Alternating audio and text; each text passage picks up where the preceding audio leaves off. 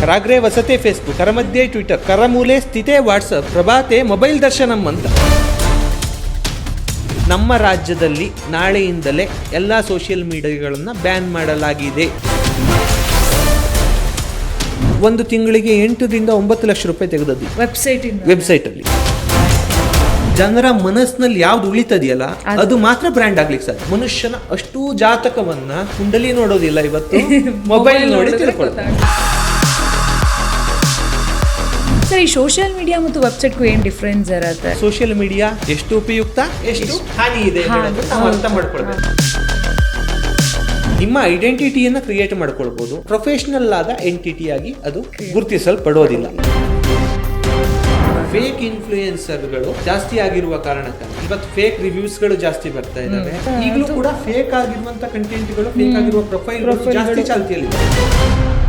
IP address ನ track ಮಾಡಿದ್ರೆ within 5 minutes ನೀವು ಎಲ್ಲಿದ್ದೀರೋ ಅಲ್ಲಿ ಬಂದು ಹಿಡಿದು ನಿಮ್ಮನ್ನ ಒಳಗೆ ಹಾಕ್ಬೋದು.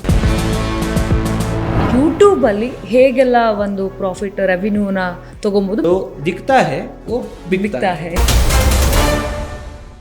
ನಮಸ್ಕಾರ ಕರ್ನಾಟಕ. ಇವತ್ತು ನಮ್ಮ ಕರ್ನಾಟಕ ಟಿವಿ ವಿಶೇಷ ಪಾಡ್ಕಾಸ್ಟ್ ಅಲ್ಲಿ ನಾವು ಮಾತನಾಡೋಣ ಎಷ್ಟು ಇಂಪಾರ್ಟೆಂಟ್ ಆಗುತ್ತೆ ಸೋಷಿಯಲ್ ಮೀಡಿಯಾ ಅನ್ನೋದು, ಅಥವಾ ಈಗಿನ ಒಂದು ಜನ್ರೇಷನಲ್ಲಿ ಸೋಷಿಯಲ್ ಮೀಡಿಯಾ ಎಷ್ಟರ ಮಟ್ಟಿಗೆ ಆವರಿಸ್ಕೊಂಡಿದೆ. ಹಿಂದೆ ಎಲ್ಲ ಒಂದು ವಿಚಾರವನ್ನು ತಿಳ್ಕೊಬೇಕು ಅಥವಾ ಒಂದು ನ್ಯೂಸ್ನ ತಿಳ್ಕೊಬೇಕಂತಂದರೆ ತಿಂಗ್ಳುಗಟ್ಟಲೆ ವಾರಗಟ್ಟಲೆ ನಾವು ಕಾಯಬೇಕಿತ್ತು, ಬಿಕಾಸ್ ಆ ನ್ಯೂಸ್ ಪೇಪರ್ ಬರಬೇಕಿತ್ತು. ಬಟ್ ಆದರೆ ಈಗ ಹೇಗಾಗಿದೆ, ಸೆಕೆಂಡ್ಸಲ್ಲೇ ನಮ್ಮ ಕೈಲಿ ಗೊತ್ತಾಗ್ಬಿಡುತ್ತೆ ಏನೇನು ನಡೀತಾ ಇದೆ, ಎಲ್ಲೆಲ್ಲಿ ನಡೀತಾ ಇದೆ ಅನ್ನೋದು ವಿಚಾರಗಳು ಕೂಡ ಗೊತ್ತಾಗ್ಬಿಡುತ್ತೆ.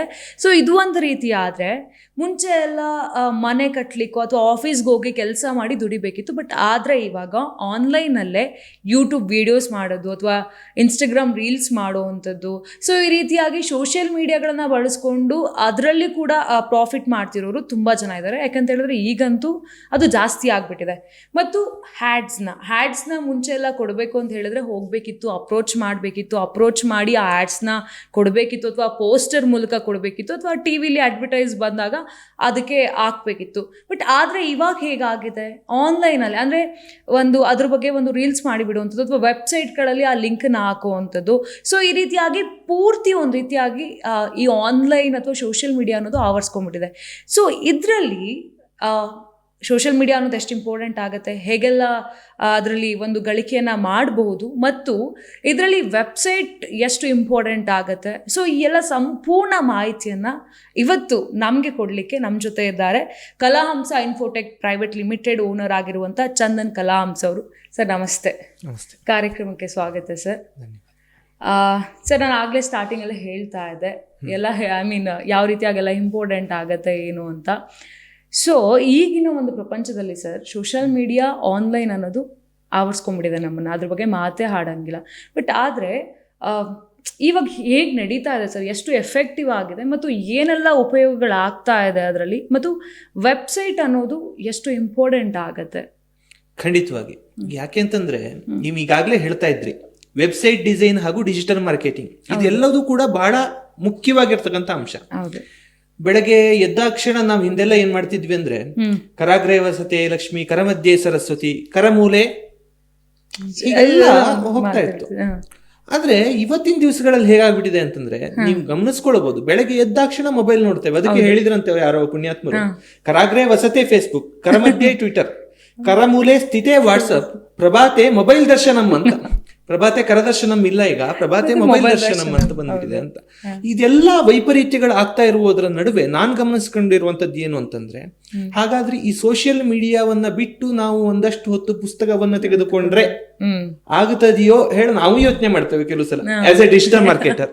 ಆದ್ರೆ ಖಂಡಿತವಾಗಿ ಅದು ಆಗೋದೇ ಇಲ್ಲ ಅಂತ. ಯಾಕೆ ಅಂತಂದ್ರೆ ಅಷ್ಟರ ಮಟ್ಟಿಗೆ ಸ್ಕ್ರೀನ್ ಟೈಮ್ ನಮ್ಮನ್ನ ಆವರಿಸ್ಕೊಂಡ್ಬಿಟ್ಟು. ಖಂಡಿತ. ಹಾಗಂತ ಅದು ಬೇಡವೋ ಅಂತ ಕೇಳಿದ್ರೆ ಖಂಡಿತವಾಗಿಯೂ ಇವತ್ತಿನ ದಿನಮಾನಕ್ಕೆ ಬೇಕಾಗಿದೆ. ಪ್ರತಿನಿತ್ಯ ನಾವೆಲ್ಲ ಹೋಗ್ಬೇಕು ಅಂತಂದ್ರೆ ಗೂಗಲ್ ಮ್ಯಾಪ್ ಹಾಕ್ತೇವೆ, ಅಥವಾ ಯಾವ್ದನ್ನು ಟ್ರ್ಯಾಕಿಂಗ್ ಮಾಡ್ಬೇಕು ಅಂದ್ರೆ ಯಾವ್ದನ್ನು ಆರ್ಡರ್ ಬರ್ತಾ ಇದೆ ಅದನ್ನ ಟ್ರ್ಯಾಕಿಂಗ್ ಮಾಡ್ಬೇಕು ಅಂತಂದ್ರೂ ಕೂಡ ನಾವು ಮೊಬೈಲ್ ಫೋನ್ ಇಲ್ಲದೆ ಇರಕ್ಕಾಗಲ್ಲ. ಹಾಗಾದ್ರೆ ಈ ದಿನಮಾನಗಳಲ್ಲೂ ನಾವು ಡಿಜಿಟಲ್ ಮಾರ್ಕೆಟಿಂಗ್ ನಿಂದ ಹೊರತಾಗಿ ಅಥವಾ ವೆಬ್ಸೈಟ್ ಅಥವಾ ನಮ್ಮದೊಂದು ಆನ್ಲೈನ್ ಐಡೆಂಟಿಟಿ ಇಲ್ಲದೆ ಬದುಕ್ತೇವೆ ಹೇಳೋದು ಯಾವುದೋ ಕಾಡಿನ ಮರಳುಗಾಡಿನಲ್ಲಿ ಬದುಕದಂತ ಮನುಷ್ಯನಂತ ಆದೀತು ಅಂತ. ಹೌದು. ಅದಷ್ಟು ನಾನು ಆಲೋಚಿಸುವಂತದ್ದು. ಹಂಗೆ ಟ್ರೀಟ್ ಮಾಡ್ತಾರ ಅನ್ನೋ ತರನೂ ಆಗ್ಬಿಟ್ಟಿದೆ. ಎಲ್ಲಿ ಕಾಡು ಮನುಷ್ಯನಪ್ಪ ಹೇಳುವಲ್ಲಿವರೆಗೂ ಮಾತಾಡ್ತಾರೆ. ಇವಾಗ ನಾವು ಯಾರಾದ್ರೂ ಪರಿಚಯ ಆದ್ರೂ ಫಸ್ಟ್ ಕೇಳುವಂಥದ್ದು ಇನ್ಸ್ಟಾಗ್ರಾಮ್ ಅಕೌಂಟ್ ID ಕೊಡು, ಅಥವಾ ಈ ಅಕೌಂಟ್ ನಿನ್ಗಿದ್ಯಾ, ಅಥವಾ ಏನ್ ಮಾಡ್ತಾ ಇದೆಯಾ, ಇದು ಬಂದ್ಬಿಡುತ್ತೆ. ಸೊ ಆ ಮಟ್ಟಕ್ಕೆ ಆಗ್ಬಿಟ್ಟಿದೆ. ಸರ್, ಇವಾಗ ಮುಂಚೆ ಎಲ್ಲ ನಾವು ಒಂದು ನಾನು ಸ್ಟಾರ್ಟಿಂಗ್ ಅಲ್ಲೇ ಹೇಳ್ದೆ, ಹ್ಯಾಡ್ನ ಕೊಡ್ಬೇಕಂತ ಹೇಳಿದ್ರೆ ಎಲ್ಲೋ ಒಂದ್ ಕಡೆ ಹೋಗ್ಬೇಕಿತ್ತು, ಅಪ್ರೋಚ್ ಮಾಡ್ಬೇಕಿತ್ತು, ಆಡ್ನ ಇದನ್ನ ಹಾಕಿ ಅಂತ ಹೇಳ್ಬೇಕಿತ್ತು. ಬಟ್ ಅಷ್ಟು ಸೌಕರ್ಯಗಳು ಇರಲಿಲ್ಲ. ಬಿಕಾಸ್ ನ್ಯೂಸ್ ಪೇಪರಲ್ಲಿ ಯಾವಾಗಲೂ ಒಂದಿನ ಕೈಗೆ ಸಿಗ್ತಾ ಇತ್ತು, ಎಷ್ಟು ಜನ ಕೈಗೆ ಸಿಗ್ತಾ ಇರಲಿಲ್ಲ. ಟಿವಿಗಳೆಲ್ಲ ಆಮೇಲೆ ಹೋಗ್ತಾ ಹೋಗ್ತಾ ಬಂದಿದ್ದು, ಟಿವಿಗಳಲ್ಲಿ ಅಡ್ವರ್ಟೈಸ್ ಆಯಿತು. ಬಟ್ ಈಗ ಈ ಡಿಜಿಟಲ್ ಮಾರ್ಕೆಟಿಂಗನ್ನು ಮಾಡೋದಕ್ಕೆ ಸುಲಭ ಮಾರ್ಗಗಳಾಗ್ಬಿಟ್ಟಿದೆ. ಅಂದರೆ ವೆಬ್ಸೈಟ್ ಆಗಿರ್ಬೋದು, ಸೋಷಿಯಲ್ ಮೀಡಿಯಾ ಆಗಿರ್ಬೋದು. ಸೊ ಆ್ಯಸ್ ಎ ನೀವು ಕೂಡ ಇದರಲ್ಲೇ ಒಂದು ಕಂಪ್ನಿ ಇರೋದ್ರಿಂದ, ಸೊ ಎಷ್ಟು ಇಂಪಾರ್ಟೆಂಟ್ ಆಗುತ್ತೆ ಸರ್ ಡಿಜಿಟಲ್ ಮಾರ್ಕೆಟ್ ಅನ್ನೋದು, ಎಷ್ಟು ಇಂಪಾರ್ಟೆಂಟ್ ಆಗಿದೆ, ಮತ್ತು ಆಗಿನ ಒಂದು ಟ್ರೆಡಿಷ್ನಲ್ ಮಾರ್ಕೆಟಿಂಗು ಈಗಲೂ ಎಷ್ಟು ಡಿಫ್ರೆನ್ಸ್ ಇದೆ ಸರ್? ಒಂದು, ನೀವು ಹೇಳಿದ ಹಾಗೆ ವೆಬ್ಸೈಟ್ ಯಾಕೆ ಸೋಷಿಯಲ್ ಮೀಡಿಯಾಗಳಿಗಿಂತ ಡಿಫ್ರೆಂಟ್ ಆಗುತ್ತೆ ಹೇಳೋದನ್ನ ಫಸ್ಟ್ ನಾನು ತೆಗೆದುಕೊಳ್ಳುವಂಥದ್ದು. ಒಂದು, ಮುಖ್ಯವಾಗಿ ಐಡೆಂಟಿಟಿ ಕ್ರಿಯೇಟ್ ಮಾಡಲಿಕ್ಕೆ ಯಾವುದೇ ಒಂದು ಎಂಟಿಟಿ ಇದು ಅಥರೈಸ್ಡ್ ಅಂತ ಗುರುತಿಸುವಂತದ್ದು ನಿಮಗೆ ಒಂದು ಸೋಷಿಯಲ್ ಮೀಡಿಯಾ ಅಂತ ಹೇಳುವಾಗ ಲಿಂಕ್ಡ್ ಇನ್ ನಲ್ಲಿ ನೋಡಬಹುದು. ಫೇಸ್ಬುಕ್ ಮತ್ತೆ ಬೇರೆ ಯಾವುದನ್ನು ನೋಡಿಕೊಂಡು ಅದು ಅಥರೈಸ್ಡ್ ಅಂತ ಹೇಳೋಕ್ಕಾಗಲ್ಲ. ಅಲ್ಲಿ ಕೂಡ ಐಡೆಂಟಿಟಿಯನ್ನ ಚೆಕ್ ಮಾಡಲಾಗುತ್ತೆ. ಅದೇ ಲಿಂಕ್ಡ್ ಇನ್ ಬಿಟ್ರೆ ನಿಮ್ಗೆ ಇರುವಂತದ್ದು ಮುಖ್ಯವಾದ ಒಂದು ಅಂಶ ಅಂತಂದ್ರೆ ಅದು ವೆಬ್ಸೈಟ್.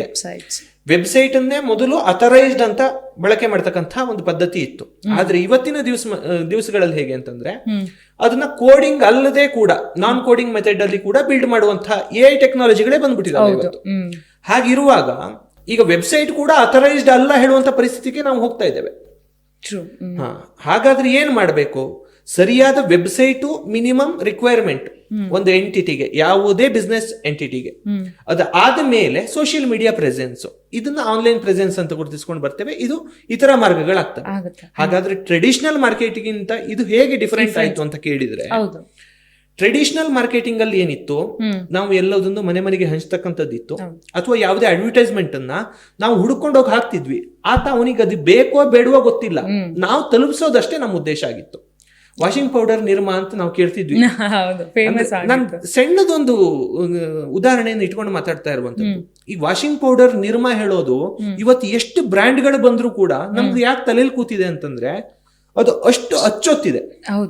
ಅದನ್ನ ಬ್ರ್ಯಾಂಡ್ ಆಗಿ ಮಾಡಿದೆ. ಅದು ಅಂದ್ರೆ ನಿರ್ಮಾ ದೊಡ್ಡ ಬ್ರ್ಯಾಂಡ್ ಅಲ್ಲದೆ ಇರಬಹುದು, ನೀವು ಆಡಿ, ಮರ್ಸಿಡೀಸ್ ಬೆನ್ಸ್ ಈ ಟೈಪಿನ ಬ್ರ್ಯಾಂಡ್ ಆಗಿ ಕನ್ಸಿಡರ್ ಮಾಡದೇ ಇರಬಹುದು. ಆದ್ರೆ ಜನರ ಮನಸ್ಸಿನಲ್ಲಿ ಯಾವ್ದು ಉಳಿತದೆಯಲ್ಲ ಅದು ಮಾತ್ರ ಬ್ರ್ಯಾಂಡ್ ಆಗ್ಲಿಕ್ಕೆ ಸಾಧ್ಯ.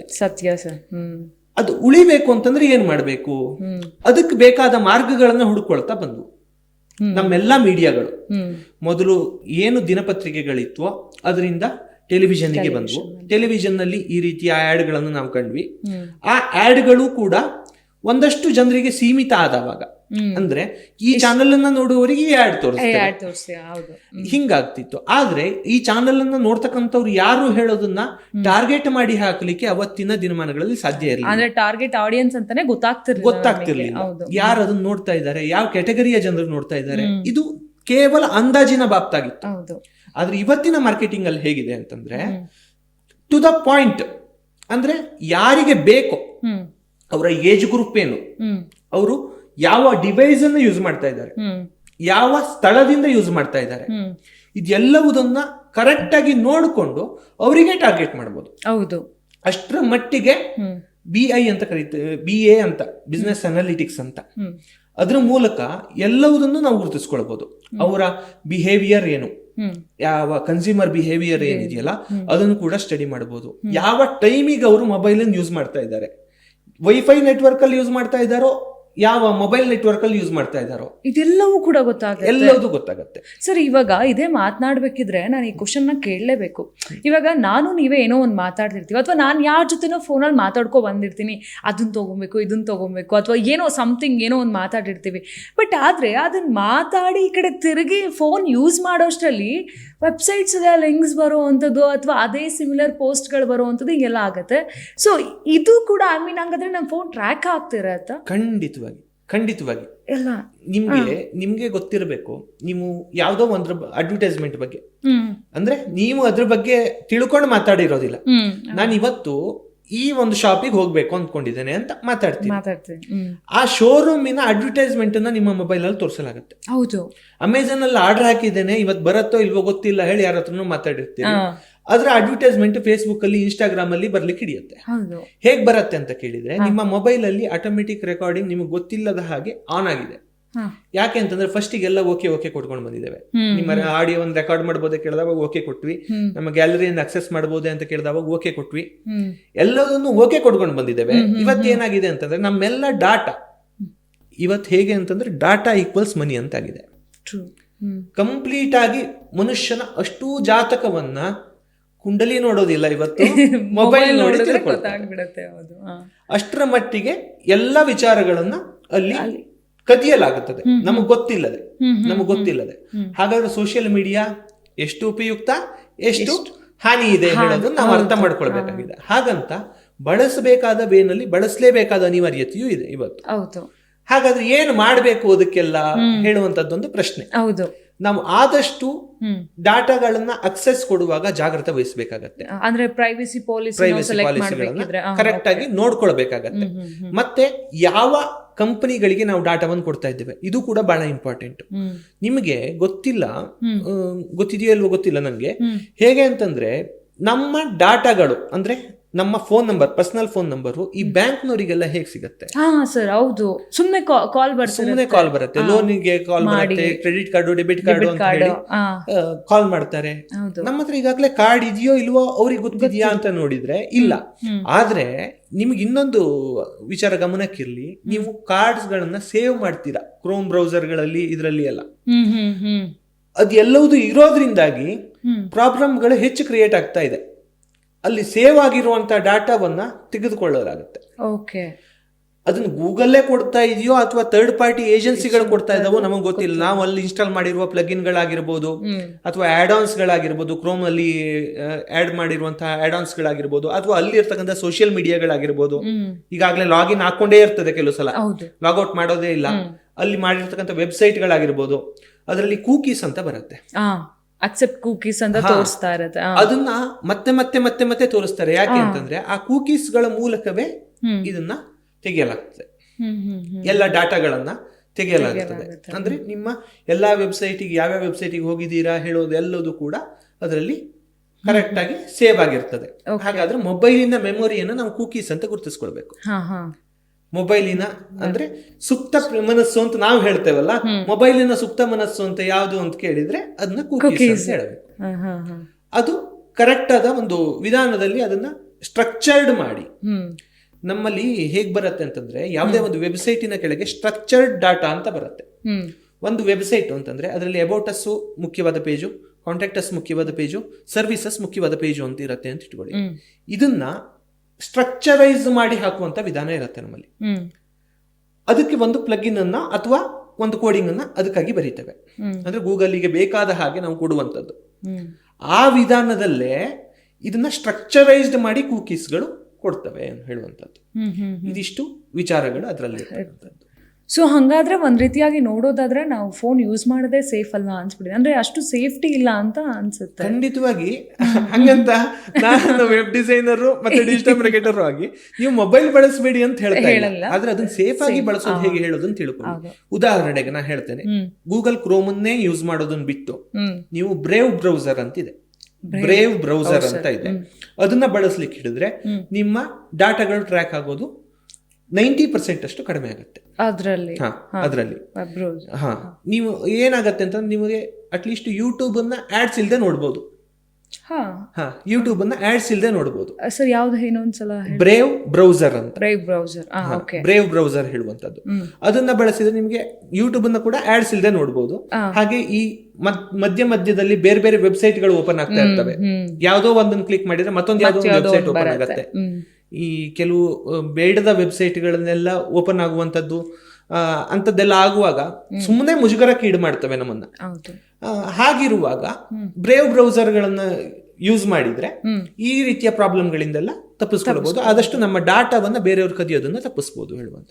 ಸರ್, ಇನ್ನು SEO ಲೈಕ್ ಹೆಂಗಾಗ್ಬಿಡುತ್ತೆ ಅಂದರೆ ನಾವು ಗೂಗಲಲ್ಲಿ ಏನಾದರೂ ಒಂದು ಸರ್ಚ್ ಮಾಡ್ಬೇಕಂತ ಹೇಳಿದ್ರೆ ಅಥವಾ ಯಾವುದೋ ಒಂದು ಇವಾಗ ನಾವು ಶೂಸ್ ಬೇಕಂತ ಹೇಳಿದ ತಕ್ಷಣ ನಮ್ಗೊಂದು ಶೂ ಲಿಸ್ಟ್ ಬರುತ್ತೆ. ಬಟ್ ಆದರೆ ಅದು ಕೂಡ ಒಂದು ಆರ್ಡರಲ್ಲಿ ಬರುತ್ತೆ. ಯಾವುದೋ ಒಂದು ಬ್ರ್ಯಾಂಡು ನಾವು ಆ ಬ್ರ್ಯಾಂಡ್ ಹೆಸರು ಕೊಡದೆ ಅದು ಫಸ್ಟ್ ಬಂದ್ಬಿಡುತ್ತೆ. ಸೊ ಇದು ಹೇಗಾಗುತ್ತೆ ಸರ್? ಅಂದರೆ ಅದನ್ನು ಯಾವ ರೀತಿಯಾಗಿ ಪ್ರಮೋಷನ್ನ ಮಾಡ್ತಾರೆ ಅಥವಾ ಅಲ್ಲಿಗೆ ಬರೋದಕ್ಕೆ ಏನೆಲ್ಲ ಮಾಡ್ತಾರೆ? ಸೊ ಆ ರೀತಿ ಯಾವ ರೀತಿಯಾಗಿರುತ್ತೆ ಅಂದರೆ ಪ್ರಮೋಷನ್ಗಳಲ್ಲಿ 2 ವಿಧಾನ ಇದೆ. ಈಗ ಒಂದು ವೆಬ್ಸೈಟ್ ಅಂತಂದ್ರೆ ಅದನ್ನ ಪ್ರಮೋಷನ್ ಮಾಡ್ಲಿಕ್ಕೆ 2 ವಿಧಾನಗಳಿದಾವೆ. ಒಂದು SEO, ಇನ್ನೊಂದು SEM. ಓಕೆ. ಒಂದು ಸರ್ಚ್ ಇಂಜಿನ್ ಆಪ್ಟಿಮೈಸೇಷನ್ ಅಂತ ಕರಿತೇವೆ. ಅಂದ್ರೆ ಗೂಗಲಿಗೆ ಬೇಕಾದ ಹಾಗೆ ನಮ್ಮ ವೆಬ್ಸೈಟ್ ಅನ್ನ ಸಿದ್ಧಗೊಳಿಸೋದು ಒಂದು. ಇವತ್ತು ಯಾವುದೇ ಸರ್ಚ್ ಇಂಜಿನ್ ಅದಕ್ಕೆ ಬೇಕಾದ ಹಾಗೆ ಡಾಟಾಗಳಿದ್ರೆ ಮಾತ್ರ, ಅಂದ್ರೆ ಯಾವಾಗ್ಲೂ ಕನ್ಸ್ಯೂಮರ್ ಓರಿಯೆಂಟೆಡ್, ಅದು ಕನ್ಸ್ಯೂಮರ್ ಏನು ಕೇಳ್ತಾನೋ ಅದನ್ನ ಕೊಡ್ತಕ್ಕಂಥದ್ದು ಸರ್ಚ್ ಇಂಜಿನ್. ಹಾಗಾದ್ರೆ ಏನ್ ಮಾಡ್ತದೆ, ಫಸ್ಟಿಗೆ ಯಾವುದೋ ಒಂದು ಕ್ವೆರಿಯನ್ನ ಕೊಡ್ತಾರೆ ಒಬ್ರು. ಒಂದು ಬೋರ್ವೆಲ್ ನಾರ್ಮಲ್, ಒಂದು ಹೈಟೆಕ್ ಬೋರ್ವೆಲ್ ಅಂತ ಇದೆ ಅಂತ ಇಟ್ಕೊಳ್ಳಿ, ಅದನ್ನ ಸರ್ಚ್ ಮಾಡ್ತಾ ಇದ್ದಾನೆ ಒಬ್ಬ. ಅದು ಬಂದವಾಗ ಹೈಟೆಕ್ ಬೋರ್ವೆಲ್ಸ್ ಅಂತ ಕೀವರ್ಡ್, ಅದನ್ನ ಕೀವರ್ಡ್ ಅಂತ ಕರಿತೇವೆ. ಅದಂದ್ರೆ ಮೇನ್ ಕೀವರ್ಡ್, ಅದಕ್ಕೆ ಸಂಬಂಧಪಟ್ಟದ್ದು. ಆ ವಿಷಯವನ್ನ ಆತ ಹಾಕಿದ ತಕ್ಷಣ, ಅಂದ್ರೆ ಆ ಕೀವರ್ಡ್ ಅನ್ನ ಹಾಕಿದ ತಕ್ಷಣ ಫಸ್ಟ್ ಯಾವ್ದು ಬರ್ತದೆಯಲ್ಲ ಅದನ್ನ, ಅಥವಾ ಸೆಕೆಂಡು ಥರ್ಡು ಬರ್ತಕ್ಕಂಥ ರಿಸಲ್ಟ್ ಅನ್ನ ಕ್ಲಿಕ್ ಮಾಡುವಂತ ಇಂಟೆನ್ಷನ್ಸ್ ಜಾಸ್ತಿ ಇರುತ್ತೆ ಜನರಿದ್ದು. ಹಾಗಿದೆ ಅಂತಂದವಾಗ ಅವರಿಗೆ ಬೇಕಾದ ಡಾಟಾವನ್ನೇ ಕೊಡಬೇಕು ಹೇಳುವ ಕಾರಣಕ್ಕಾಗಿ ಸರ್ಚ್ ಇಂಜಿನ್ ಆಪ್ಟಿಮೈಸೇಷನ್ ಅಂತ ಮಾಡ್ಲಾಗತ್ತೆ. ಅದನ್ನ ಡಿಜಿಟಲ್ ಮಾರ್ಕೆಟರ್ಸ್ ಕೂತ್ಕೊಂಡು ಹೇಗೆ ಮಾಡ್ತಾರೆ ಅಂತ ಕೇಳಿದ್ರೆ, ಅದರ ಅಥಾರಿಟಿಯನ್ನ ಬೆಳೆಸುವಂಥದ್ದು. ಅಂದ್ರೆ ಅದರ ಬಗ್ಗೆ ಇರ್ತಕ್ಕಂಥ ಟಾಪಿಕ್. ಈಗ ಹೈಟೆಕ್ ಬೋರ್ವೆಲ್ಸ್ ಅಂದ್ರೆ ಹೈಟೆಕ್ ಬೋರ್ವೆಲ್ಸ್ ಯಾಕಾಗಬೇಕು, ಯಾರು ಬಳಸ್ತಾ ಇದ್ದಾರೆ, ಎಂತಂತವ್ರು ಇದನ್ನ ಮಾಡ್ತಾರೆ. ನೀವು WH ಕ್ವಶನ್ಸ್ ಅಂತ ರೆಡಿ ಮಾಡ್ಕೊಳ್ತೀರಿ. ಹೌದು. ಹಾ, ಏನು, ಯಾಕೆ, ಹೇಗೆ, ಎಲ್ಲಿ, ಯಾವಾಗ, ಇದಿಷ್ಟೇ ಕ್ವಶನ್ಗಳನ್ನ ಅಲ್ಲಿ ಇಟ್ಟುಕೊಂಡು ಇದಿಷ್ಟು ಕ್ವಶನ್ಗಳಿಗೆ ಆನ್ಸರ್ ಕೊಡುವಂತ ಕೆಲಸವನ್ನ ಅಲ್ಲಿ ಮಾಡಲಾಗತ್ತೆ. ಅಂದ್ರೆ ಅಥಾರಿಟಿಯನ್ನ ಬಿಲ್ಡ್ ಮಾಡುವಂಥದ್ದು. ಅಥಾರಿಟೇಟಿವ್ ಟಾಪಿಕ್ ಅನ್ನ ಇಟ್ಟುಕೊಂಡು ಒಂದು ಒಳ್ಳೆಯ ಕಂಟೆಂಟ್ ಅನ್ನ ಕೊಟ್ರಿ ಅಂತಾದ್ರೆ ಆ ಕಂಟೆಂಟ್ ಅನ್ನ ಫಸ್ಟಿಗೆ ತೋರಿಸುವಂಥದ್ದನ್ನ ಮಾಡತ್ತೆ. ಈ ವೆಬ್ಸೈಟು ಅಥವಾ ಆ ಕಂಟೆಂಟು ಎಲ್ಲದಕ್ಕಿಂತ ಚೆನ್ನಾಗಿದೆ ಹೇಳೋದನ್ನ ಗೂಗಲಿನ ಇಂಜಿನ್ಗಳು ಡಿಸೈಡ್ ಮಾಡ್ತವೆ. ಹೇಗೆ ಅಂತಂದ್ರೆ ಕ್ರಾಲ್ ಮಾಡ್ತವೆ. ಇಡೀ ವೆಬ್ಸೈಟ್ ಅಂದ್ರೆ ಜಾಲತಾಣ ಅಂತಂದ್ರೆ ವರ್ಲ್ಡ್ ವೈಡ್ ವೆಬ್, ಇಡೀ ವರ್ಲ್ಡ್ ನಲ್ಲಿ ಇರ್ತಕ್ಕಂಥ ಎಲ್ಲ ಮಾಹಿತಿಗಳನ್ನು ಸಂಗ್ರಹ ಮಾಡ್ತದೆ. ಸಂಗ್ರಹ ಮಾಡಿ ಅದರಲ್ಲಿ ಯಾವ್ದು ಬೆಸ್ಟ್ ಕ್ವಾಲಿಟಿ ಇದೆಯೋ ಅದನ್ನ ಆಯ್ಕೆ ಮಾಡ್ತವೆ, ಅದನ್ನ ಮೇಲ್ ತರ್ತವೆ. ಇದು ಸರ್ಚ್ ಇಂಜಿನ್ ಆಪ್ಟಿಮೈಸೇಷನ್. ಹಾಗೆ SEM ಅಂತಂದ್ರೆ ಇದನ್ನ ಆಡ್ಸ್ ಪಾರ್ಟಿಗೆ ಸೇರಿಸಲಾಗತ್ತೆ. ಅಂದ್ರೆ ದುಡ್ಡು ಹಾಕಿ, ಹಣ ಹಾಕಿ, ಅದ್ರ ಮೂಲಕ ಅದಕ್ಕೆ ಅಥಾರಿಟಿ ಏನೂ ಇಲ್ಲ, ಕಂಟೆಂಟ್ ಅಥಾರಿಟಿ ಏನೂ ಇಲ್ಲ, ಅದೇ ಬೆಸ್ಟ್ ಹೇಳುವಂಥದ್ದು ಏನೂ ಇಲ್ಲ. ಆದ್ರೆ ನಾವು ಬೆಸ್ಟ್ ಅಂತ ತೋರಿಸುವಂಥದ್ದು. ಹಾ, ಇದು ದುಡ್ಡು ಹಾಕಿ ಮಾಡುವಂಥದ್ದು. ಬಟ್ ನಾವ್ ಹೆಂಗ್ ಅನ್ಕೋತೀವಿ ಅಂದ್ರೆ ಸರ್ಚ್ ಮಾಡಿ ಫಸ್ಟ್ ಬರ್ತಿದಂಗೆ ಅದು ಇದೆ, ಬ್ರ್ಯಾಂಡ್ ಇದೆ ಅಂತ. ಸೊ ಆ ರೀತಿಯಾಗೂ ಪ್ರಮೋಷನ್ ಮಾಡ್ತಾರೆ. ಸರ್, ಈ ಸೋಷಿಯಲ್ ಮೀಡಿಯಾ ಮತ್ತು ವೆಬ್ಸೈಟ್ಗೂ ಏನ್ ಡಿಫ್ರೆನ್ಸ್ ಇರುತ್ತೆ? ಸೋಷಿಯಲ್ ಮೀಡಿಯಾ ಅಂತಂದ್ರೆ ನಿಮಗೆ ನಿಮ್ಮ ಐಡೆಂಟಿಟಿಯನ್ನ ಕ್ರಿಯೇಟ್ ಮಾಡ್ಕೊಳ್ಬಹುದು, ಆದ್ರೆ ಪ್ರೊಫೆಷನಲ್ ಆದ ಎಂಟಿಟಿಯಾಗಿ ಅದು ಗುರುತಿಸಲ್ಪಡೋದಿಲ್ಲ. ಅಂದ್ರೆ ಯಾವುದು ಬಿಸ್ನೆಸ್ಸಿನ ಫೀಲ್ಡ್ ನಲ್ಲಿ ಏನಿದೆಯಲ್ಲ ಅದನ್ನ ಪ್ರೊಫೆಷನಲ್ ಅಂತ ಗಮನಿಸ್ಕೊಳ್ಳೋದಿಲ್ಲ. ಈಗ ನಿಮ್ಗೆ ಯಾವ್ದನ್ನೋ ಒಂದು, ನಾನು ಹೇಳೋದು, ಯಾವ್ದೋ ಒಂದು ಕೆಲಸವನ್ನ ಸರ್ಚ್ ಮಾಡ್ತಾ ಇದ್ದೀರಿ ಅಂತಂದ್ರೆ ನಿಮ್ಗೆ ಲಿಂಕ್ಡ್ ಇನ್ ಬೇಕಾಗತ್ತೆ. ಅಥವಾ ಯಾವುದೋ ಒಂದು ವಿಷಯವನ್ನ, ಒಂದು ಪರ್ಟಿಕ್ಯುಲರ್ ಟಾಪಿಕ್ ಅನ್ನು ಸ್ವಲ್ಪ ಮಾತ್ರ ಬೇಕು ಅಂತಂದ್ರೆ ನೀವು ಟ್ವಿಟರ್ ಅನ್ನು ಇಂಥದ್ದು ಯಾವ್ದನ್ನೋ ಗಮನಿಸ್ಕೊಳ್ತೀರಿ. ಆದ್ರೆ ಮುಖ್ಯವಾಗಿ ಅಥಾರಿಟೇಟಿವ್ ಆಗಿ ಬೇಕು ಅಂತಂದ್ರೆ ನೀವೇನ್ ಮಾಡ್ತೀರಿ, ನಿಮಗೆ ಬೇಕಾದ ಯಾವುದೋ ಒಂದು ವಿಷಯ ಬೇಕು ಅಂತಂದ್ರೆ ಅದರ ವೆಬ್ಸೈಟ್, ಪರ್ಟಿಕ್ಯುಲರ್ ವೆಬ್ಸೈಟ್ಗೆ ಹೋಗಿ ಸರ್ಚ್ ಮಾಡ್ತೀರಿ. ಪರ್ಟಿಕ್ಯುಲರ್ ವೆಬ್ಸೈಟ್, ನೀವು ಈಗಾಗಲೇ ಪ್ರೆಸ್ಸಿಗೆ ಸಂಬಂಧಪಟ್ಟಂತದನ್ನ ಅದಕ್ಕೆ PTI ನಲ್ಲಿ ರಿಪೋರ್ಟ್ ಅನ್ನ ತೆಗಿತೀರಿ. ಅಥವಾ ನೀವು ಬೇಕು ಅಂತಂದ್ರೆ RTI ಹಾಕಿ ತೆಗೆದುಕೊಳ್ತೀರಿ. ಅಂದ್ರೆ ಯಾವ್ದು ಬೇಕು ಹೇಳೋದನ್ನ ಪರ್ಟಿಕ್ಯುಲರ್ ಆಗಿ ಸರ್ಚ್ ಮಾಡಬೇಕು ಅಂತಂದ್ರೆ ನಿಮಗೆ ವೆಬ್ಸೈಟ್ ಬೇಕು ಅಂತ ಆಯ್ತು ಅಲ್ಲಿಗೆ. ಅದು ಒಂದೇ ಅಲ್ಲ, ನಾಳೆ ಸಪೋಸ್ ಇಷ್ಟು ಜನ ಫಾಲೋವರ್ಸ್ ಇದ್ದಾರೆ, ನನಗೆ ಅಷ್ಟು ಜನ ಹಿಂಬಾಲಕರು ಇದ್ದಾರೆ ಅಂತೆಲ್ಲ ಮಾತಾಡ್ತಾ ಇರುವವರಿಗೆ ನಾನು ಹೇಳುವಂಥದ್ದು, ಕೇವಲ ಅದೊಂದೇ ಮಾನದಂಡವು ಅಂತ ಕೇಳಿದ್ರೆ ನಾಳೆಗೆ ಅದಾಗ್ಲಿಕ್ಕಿಲ್ಲ ಅಂತ ನಾ ಹೇಳೋದು. ಯಾಕೆ ಅಂತಂದ್ರೆ ಈಗಾಗಲೇ ಜುಕರ್ಬರ್ಗ್ ಜೊತೆಗೆ ಮೋದಿಯವರು ಮಾತಾಡಿದ್ದು ನಾವೆಲ್ಲ ಗಮನಿಸ್ಕೊಂಡಿರುವಂಥದ್ದು. ನಮ್ಮ ಡಾಟಾಗಳನ್ನು ಹೇಗೆ ಬಳಸ್ಕೊಳ್ತೀರಿ ಹೇಳುವುದರ ಬಗ್ಗೆ ಎಲ್ಲ ಚರ್ಚೆ ಆಗಿದೆ. ಹಾಗಾದ್ರೆ ಮುಂದೊಂದು ದಿವಸ ಕೇಂದ್ರ ಸರ್ಕಾರವೋ ರಾಜ್ಯ ಸರ್ಕಾರವೋ ನಮ್ಮ ರಾಜ್ಯದಲ್ಲಿ ನಾಳೆಯಿಂದಲೇ ಎಲ್ಲಾ ಸೋಷಿಯಲ್ ಮೀಡಿಯಾಗಳನ್ನ ಬ್ಯಾನ್ ಮಾಡಲಾಗಿದೆ ಅಂತ ಹಾಕಿದ್ರೆ ಎಷ್ಟು ಸಾವಿರ ಫಾಲೋವರ್ಸ್ ಇರ್ಲಿ ಹೋಗುತ್ತೆ. ಆ ಟಿಕ್ಟಾಕ್ ಆಗಿದ್ದು ಹಾಗೆ ಅಲ್ಲ ಸರ್? ಟಿಕ್ಟಾಕ್ ಆಗಿದ್ದು ಹಾಗೆ. ಹೌದು. ಎಷ್ಟು ಲಕ್ಷ ಫಾಲೋವರ್ಸ್ ಇದ್ರೂ ಕೂಡ ಒಂದೇ ದಿವಸದಲ್ಲಿ ಎಲ್ಲದು ಮುಗಿದು ಹೋಗುತ್ತೆ. ಅದು ಒಂದೇ ಅಲ್ಲ, ಸಪೋಸ್ ಅದೇ ಯೂಟ್ಯೂಬ್ ಕಂಪ್ನಿಗಳು, ಫೇಸ್ಬುಕ್ ಕಂಪ್ನಿಗಳು ನಿಮ್ಮ ಒಬ್ರು ಫಾಲೋವರಿಗೆ ನಮಗ್ ₹1 ಕೊಡಿ ಅಂತ ಹೇಳಿದ್ರೆ, ಈಗ ಫಾಲೋವರ್ಸ್ ಜಾಸ್ತಿ ಇರೋರೆಲ್ಲ ಏನ್ ಮಾಡ್ಬೇಕಾಗ್ತದೆ? ಇದನ್ನು ಯೋಚನೆ ಮಾಡ್ಬೇಕಾಗತ್ತೆ. ಅದೇ ವೆಬ್ಸೈಟ್ ಅನ್ನ ನೀವು ಬಿಲ್ಡ್ ಮಾಡ್ಕೊಂಡ್ರಿ ಅಂತಂದ್ರೆ ಈ ಸಮಸ್ಯೆಗಳು ಬರ್ಲಿಕ್ಕೆ ಇಲ್ಲ. ವೆಬ್ಸೈಟ್ಗಳಲ್ಲಿ ಹೇಗೆ ಅಂತಂದ್ರೆ ನಿಮ್ಮದೇ ಆದ ಪ್ಲಾಟ್ಫಾರ್ಮ್ ರೆಡಿ ಇರತ್ತೆ, ಅದಕ್ಕೊಂದು ಹೋಸ್ಟಿಂಗ್ ಇರತ್ತೆ, ಅದಕ್ಕೊಂದು ಡೊಮೇನ್ ನೇಮ್ ಇರತ್ತೆ, ಅದಕ್ಕೆ ನಿಮ್ಗೆ ಫಾಲೋವರ್ಸ್ ಇರ್ತಾರೆ. ಅದನ್ನ ಯಾರು ಕಿತ್ತಾಕ್ಲಿಕ್ಕೆ ಸಾಧ್ಯ ಇಲ್ಲ. ಬೇಕು ಅಂತಂದ್ರು ಅದ್ರ ಮೇಲೆ ಯಾರು ಟ್ಯಾಕ್ಸ್ ಇಂಪೋಸ್ ಮಾಡ್ಲಿಕ್ಕೆ ಸಾಧ್ಯ ಇಲ್ಲ. ಯಾಕೆಂದ್ರೆ ನಮ್ಮದೇ ಪ್ಲಾಟ್ಫಾರ್ಮ್, ನಮ್ಮ ಮನೆಯನ್ನ ನಾವು ಕಟ್ಕೊಂಡಿದ್ದಕ್ಕೆ ನಾವು ಆದಾಯ ತೆರಿಗೆ ಕಟ್ಟಬೇಕು ಅಂತಂದ್ರೆ ಅದರಿಂದ ಆದಾಯ ಬಂದ್ರೆ ಮಾತ್ರ ಆದಾಯ ಬಂದ್ರೆ ಮಾತ್ರ. ಅಂದ್ರೆ ಅದಕ್ಕೂ ಕೂಡ ಟ್ಯಾಕ್ಸ್ ಪಾಲಿಸಿ ಎಲ್ಲ ಇದಾವೆ. ಈಗ ನಾವು ಆಡ್ಸೆನ್ಸ್ ಇದ್ರ ಮೂಲಕ ಎಲ್ಲ ಹಣ ತೆಗೆದುಕೊಳ್ತೇವಲ್ಲ ಇಲ್ಲಿ ಯೂಟ್ಯೂಬ್ ನಲ್ಲಿ ಇದ್ರಲ್ಲಿ ಎಲ್ಲ, ಅದಕ್ಕೂ ಸರ್ಟೆನ್ ಅಮೌಂಟ್ ಅನ್ನ ನಾವು ಟ್ಯಾಕ್ಸ್ ಅಂತ ಕಟ್ಟಬೇಕಾಗತ್ತೆ. ಇದೆಲ್ಲವೂ ಕೂಡ ಹೋಗತ್ತೆ, ಅದೆಲ್ಲ ಲೆಸ್ ಆಗಿಯೇ ನಮಗ್ ಬರ್ತಕ್ಕಂಥದ್ದು ಹಣ. ಇದೆಲ್ಲವೂ ಇನ್ಕ್ಲೂಡ್ ಆಗಿಯೇ ಇರುವಂತದ್ದು. ವೆಬ್ಸೈಟ್ ಇಂದನೂ ಕೂಡ ವಿ ಕ್ಯಾನ್ ಅರ್ನ್ ಮನಿ ಅಲ್ಲ, ದುಡ್ಡು ಬಹಳಷ್ಟು ಹಣ ಬರ್ತದೆ ವೆಬ್ಸೈಟ್. ಮಿನಿಮಮ್ ನಾವು ಕೆಲವು ನ್ಯೂಸ್ ವೆಬ್ಸೈಟ್ ಗಳಲ್ಲಿ ನಾನು ಹೇಳುವಂತದ್ದು ಒಂದು ತಿಂಗಳಿಗೆ 8 ರಿಂದ 9 ಲಕ್ಷ ರೂಪಾಯಿ ತೆಗೆದದ್ದಿದೆ ವೆಬ್ಸೈಟ್ ಅಲ್ಲಿ ಜಸ್ಟ್ ನ್ಯೂಸ್ ಗಳನ್ನ ಹಾಕುವುದರ ಮುಖಾಂತರ ನಾವು 8 ರಿಂದ 9 ಲಕ್ಷ ರೂಪಾಯಿ ಅರ್ನ್ ಮಾಡಿದ್ದ ದಾಖಲೆಗಳು ಇದಾವೆ. ಕೆಲವರದ್ದು ಹೇಗಾಗತ್ತೆ ಅಂತಂದ್ರೆ ಸುದ್ದಿಗಳು ಎಷ್ಟು ಬರ್ತವೆ ಇದು ಎಲ್ಲದೂ ಕೂಡ ಮ್ಯಾಟರ್ ಆಗತ್ತೆ. ಡೊಮೇನ್ ಅಥಾರಿಟಿ, ಪೇಜ್ ಅಥಾರಿಟಿ ಅಂತ ವೇರಿಯಸ್ ಫ್ಯಾಕ್ಟರ್ಸ್ ಇದಾವೆ ಅದರಲ್ಲಿ. ಈಗ ಬ್ಯಾಕ್ ಲಿಂಕ್ ಗಳಾಗಿರ್ಬೋದು, ಅದಕ್ಕೆ ಸಂಬಂಧಪಟ್ಟ ಟೆಕ್ನಿಕಲ್ ಬಹಳಷ್ಟು ಇರತ್ತೆ. ಸ್ಕೀಮಾ ಅಂಡ್ ಸ್ಟ್ರಕ್ಚರ್ಡ್ ಡಾಟಾ ಇದೆಲ್ಲದೂ ಕೂಡ ಇಂಪಾರ್ಟೆಂಟ್ ಆಗತ್ತೆ. ಕುಕಿ ಪಾಲಿಸೀಸು, ಆಮೇಲೆ ಕ್ಯಾಶಸ್, ಇದೆಲ್ಲದೂ ಕೂಡ ಇಂಪಾರ್ಟೆಂಟ್ ಆಗತ್ತೆ. ಮತ್ತೆ ಲೋಡ್ ಬ್ಯಾಲೆನ್ಸರ್ ಅಂತೆಲ್ಲ ಬರುತ್ತೆ. ಅದನ್ನೆಲ್ಲ ನಾವು ಹೇಗೆ ಮೇಂಟೈನ್ ಮಾಡ್ತಾ ಇದ್ದೇವೆ ಹೇಳೋದ್ರ ಮೇಲೆ ಒಂದು ವೆಬ್ಸೈಟಿನ ಆರೋಗ್ಯ ಡಿಪೆಂಡ್ ಆಗಿರುತ್ತೆ. ಸೊ ಅದ್ರ ಮೇಲೆ ನಮ್ಗೆ ಯಾವ ರೀತಿಯಾಗಿ ಆದಾಯ ಬರುತ್ತೆ ಆಗುತ್ತೆ. ಸೊ ಇವಾಗ ನಾವು ಇದ್ರ ಬಗ್ಗೆ ಮಾತನಾಡ್ಬೇಕಿದ್ರೆ ಯೂಟ್ಯೂಬ್ ಅಲ್ಲಿ ಅಥವಾ ಇನ್ಸ್ಟಾಗ್ರಾಮ್ ಅಲ್ಲಿ, ಫೇಸ್ಬುಕ್ ಅಲ್ಲಿ, ಸೊ ಇಲ್ಲೆಲ್ಲ ಹೇಗೆ ಆ ಒಂದು ಮನಿಯನ್ನ ಮಾಡುವಂಥದ್ದು, ಆದಾಯವನ್ನ ಗಳಿಸುವಂಥದ್ದು, ಇದ್ರ ಬಗ್ಗೆ ಈಗ ಸದ್ಯಕ್ಕೆ ನಮ್ಮ ಇಂಡಿಯಾದಲ್ಲಿ ಇರ್ತಕ್ಕಂಥದ್ದು ಹೇಗೆ ಅಂತಂದ್ರೆ ಇನ್ಸ್ಟಾಗ್ರಾಮ್ ನಲ್ಲಿ ಅವರೇ ಹಣ ಕೊಡ್ತಕ್ಕಂಥ ಪದ್ಧತಿ ಇಲ್ಲ. ಇನ್ಸ್ಟಾಗ್ರಾಮ್ ಅಲ್ಲಿ ಅವರಿಂದಾಗಿ ಹಣ ಬರ್ತಾ ಇಲ್ಲ. ಫಾಲೋವರ್ಸ್ ಜಾಸ್ತಿ ಇದ್ದಾರೆ ಹೇಳುವ ಕಾರಣಕ್ಕಾಗಿ ಹಣ ಬರುವಂತದ್ದಿಲ್ಲ. ಫೇಸ್ಬುಕ್ ನಲ್ಲಿ ಇದೆ, ಯೂಟ್ಯೂಬ್ ನಲ್ಲಿ ಇದೆ. ಅದನ್ನ ಮಾನಿಟೈಸ್ ಅಂತ ಬರುತ್ತೆ. ಮಾನಿಟೈಸ್ ಮಾಡುವಾಗ ಆಡ್ಸೆನ್ಸ್ ಅಂತ ಬರುತ್ತೆ. ಅದನ್ನ ಲಿಂಕ್ ಮಾಡ್ಕೊಳ್ಬೇಕಾಗತ್ತೆ. ಅದನ್ನ ಲಿಂಕ್ ಮಾಡ್ಕೊಂಡ್ರೆ ಯೂಟ್ಯೂಬಿಗೆ ಅದ್ರ ಮೂಲಕ ಹಣವನ್ನ ತೆಗಿಬಹುದಾಗಿರತ್ತೆ. ಹಾಗೆ ಫೇಸ್ಬುಕ್ ನಲ್ಲಿ ಕೂಡ ಹಣ ಬರ್ತಕ್ಕಂಥ ವ್ಯವಸ್ಥೆ ಇದೆ. ಆದ್ರೆ ಇನ್ಸ್ಟಾಗ್ರಾಮ್ ನಲ್ಲಿ ಏನ್ ಮಾಡ್ತಾ ಇದ್ದಾರೆ ಅಂತಂದ್ರೆ ಜಾಸ್ತಿ ಜನ ಫಾಲೋವರ್ಸ್ ಇರುವವರು ನಾವು ಇನ್ಫ್ಲೂಯೆನ್ಸರ್ ಆಗಿ ಕನ್ವರ್ಟ್ ಆಗ್ತೇವೆ ಅಂತ ಹೇಳಿ ಇನ್ಫ್ಲೂಯೆನ್ಸರ್ ಆಗಿ ಮಾರ್ಕೆಟಿಂಗ್ ಮಾಡ್ತಾ ಇರುವಂತದ್ದು. ಕೆಲವರು ಸ್ಪಾನ್ಸರ್ ಆಡ್ ಗಳನ್ನ ತಗೊಳ್ಕೊಳ್ತಾರೆ. ಅದನ್ನ ಟಾಪ್ ಬ್ಯಾಂಡಲ್ಲೋ ಲೋವರ್ ಬ್ಯಾಂಡಲ್ಲೋ ಹಾಕೊಂಡು ಅಥವಾ ಯಾವುದೋ ಒಂದ್ ಕಡೆಗೆ ಒಂದು ಸರ್ಟೆನ್ ಸೆಗ್ಮೆಂಟ್ ಅಲ್ಲಿ ಅದನ್ನ ಹಾಕೊಂಡು ನಂತರದಲ್ಲಿ ಅದನ್ನ ಓಡಿಸ್ತಕ್ಕಂಥದ್ದೆಲ್ಲ ಮಾಡ್ತಾರೆ. ಅದಕ್ಕೆ ಸ್ವಲ್ಪ ಹಣವನ್ನ ಚಾರ್ಜ್ ಮಾಡ್ತಕ್ಕಂಥದ್ದಿದೆ. ಅದರಲ್ಲಿ ಕೂಡ ಜಾಸ್ತಿ ಅರ್ನ್ ಮಾಡ್ತಾ ಇದ್ದಾರೆ ಇನ್ಸ್ಟಾಗ್ರಾಮ್ ನಲ್ಲಿ. ಆದ್ರೆ ನಂಬಕ್ ಬರಲ್ಲ, ಕೆಲವು ಸಲ 300 ರೂಪಾಯಿಂದ ಹಿಡಿದು ಆಡ್ಸ್ ರನ್ ಮಾಡ್ತಾ ಇರೋರು ಇದ್ದಾರೆ. ಇವಾಗ ಫುಡ್ ಪ್ಲೇಸಸ್ ಹಂಗೆಲ್ಲ ಸರ್, ಯಾವ್ದೋ ಒಂದು ಹೋಗ್ತಾರೆ, ಇಲ್ಲಿ ಬಟ್ಟೆ ಚೆನ್ನಾಗಿರತ್ತೆ, ಇಲ್ಲಿ ಫುಡ್ ಚೆನ್ನಾಗಿರತ್ತೆ ಅಂತ ಹೇಳ್ತಾರೆ. ಬಟ್ ಅಲ್ಲಿ ಹೋದಾಗ ಅದು ಹಂಗಿರಲ್ಲ. ಬಿಕಾಸ್ ನಾವು ನಂಬಕ್ ಆಗಲ್ಲ. ಇವಾಗ ಎಲ್ಲ ಇನ್ಫ್ಲೂಯೆನ್ಸರು ದುಡ್ಡಿಸ್ಕೊಂಡು ಇನ್ಫ್ಲೂಯೆನ್ಸ್ ಮಾಡೋ ಸ್ಥಿತಿ ಬಂದ್ಬಿಟ್ಟಿದೆ. ಇವಾಗ ಫೇಕ್ ಇನ್ಫ್ಲೂಯೆನ್ಸರ್ಗಳು ಜಾಸ್ತಿ ಆಗಿರುವ ಕಾರಣಕ್ಕಾಗಿ ಇವತ್ತು ಫೇಕ್ ರಿವ್ಯೂಸ್ ಗಳು ಜಾಸ್ತಿ ಬರ್ತಾ ಇದಾವೆ. ತನ್ಮೂಲಕವಾಗಿ ಏನಾಗ್ತಾ ಇದೆ ಅಂತಂದ್ರೆ ಫೇಕ್ ಬಿಸ್ನೆಸ್ ಗಳು ಹೆಚ್ಚು ಪ್ರಮೋಷನ್ ಅನ್ನು ಪಡಿತಾ ಇದಾವೆ. ನಾವು 200 ರೂಪಾಯಿಗೆ ಬಟ್ಟೆ ಕೊಡ್ತೇವೆ ಅಂತಂದ್ರು, ತಗೊಬಂದ್ರು, ಒಗದ್ರು, ಮತ್ತೆ ಖರ್ಚಿಪಾಯ್ತದು. ಅಂದ್ರೆ ಈ ರೀತಿಯಾದಂತಹ ಅನೇಕ ವಿದ್ಯಮಾನಗಳು ನಡೀತಾ ಇದೆ. ಇವತ್ತು ಆನ್ಲೈನ್ ಫ್ರಾಡ್ಸ್ ಗಳು ಜಾಸ್ತಿ ಆಗ್ತಾ ಇರೋದು ಅದಕ್ಕಾಗಿ. ನಾವು ಯಾವ್ದನ್ನು ಪ್ರಮೋಟ್ ಮಾಡ್ತಾ ಇದ್ದೇವೆ ಹೇಳುವಂತ ಕಲ್ಪನೆ ಇರೋದಿಲ್ಲ ಜನರಿಗೆ. ನಿಮ್ಗೆ ಗೊತ್ತಿರ್ಲಿ, ಯಾಕೆ ಅಂತಂದ್ರೆ ಫೇಸ್ಬುಕ್ ನಲ್ಲಿ ಕೆಲವು ಮೆಡಿಸಿನ್ ಗಳನ್ನ, ಕೆಲವು ಪರ್ಟಿಕ್ಯುಲರ್ ಆದಂತಹ ವಿಚಾರಗಳನ್ನ ಪ್ರಮೋಷನ್ ಮಾಡ್ಲಿಕ್ಕೆ ಅವಕಾಶ ಇಲ್ಲ. ಈಗ ಆಡ್ಸ್ ಗಳನ್ನ ರನ್ ಮಾಡುವಾಗ ಈಗ ಮೆಡಿಸಿನ್ಗಳು ಆಗಿರ್ಬೋದು ಅಥವಾ ಕಂಪ್ಯೂಟರ್ಸ್, ಈಗ ನಾವು ಕಂಪ್ಯೂಟರ್ ರಿಪೇರ್ ಮಾಡ್ತೇವೆ ಹೇಳ್ತಕ್ಕಂಥದ್ದು ಎಲ್ಲದನ್ನ ಇದು ಮಾಡ್ತಾರಲ್ಲ, ಅದನ್ನೆಲ್ಲ ನಾವು ಪ್ರಮೋಟ್ ಮಾಡ್ಲಿಕ್ಕೆ ಅವಕಾಶ ಇಲ್ಲ ಗೂಗಲ್ ಆಡ್ಸ್ ಮುಖಾಂತರ. ಫೇಸ್ಬುಕ್ ಆಡ್ಸ್ ನಲ್ಲೂ ಕೆಲವುದಕ್ಕೆ ರಿಸ್ಟ್ರಿಕ್ಷನ್ಸ್ ಇದಾವೆ. ಮತ್ತೆ ಅದು ಯಾವ ರೀತಿ ಕಂಟೆಂಟ್ ಹೇಳೋದನ್ನೆಲ್ಲ ಕರೆಕ್ಟ್ ಆಗಿ ನಾವು ಕೊಟ್ಕೊಂಡು ಹೋಗ್ಬೇಕಾಗುತ್ತೆ. ಸೆನ್ಸಿಟಿವ್ ಕಂಟೆಂಟ್ ಆಗಿದ್ರೆ, ಪೊಲಿಟಿಷಿಯನ್ಸ್ ಇದ್ದಾಗಿದ್ರೆ ಬೇರೆ ರೀತಿ ಅದನ್ನ ರನ್ ಮಾಡಬೇಕು. ಇದೆಲ್ಲದೂ ಇರುತ್ತೆ. ಅವ್ರಿಗಂದ್ರೆ ಆಡ್ಸ್ ಹೇಗೆ ರನ್ ಮಾಡಬೇಕು, ಇದಕ್ಕೆಲ್ಲ ಕಂಟೆಂಟ್ ಪಾಲಿಸಿ ಇದೆ.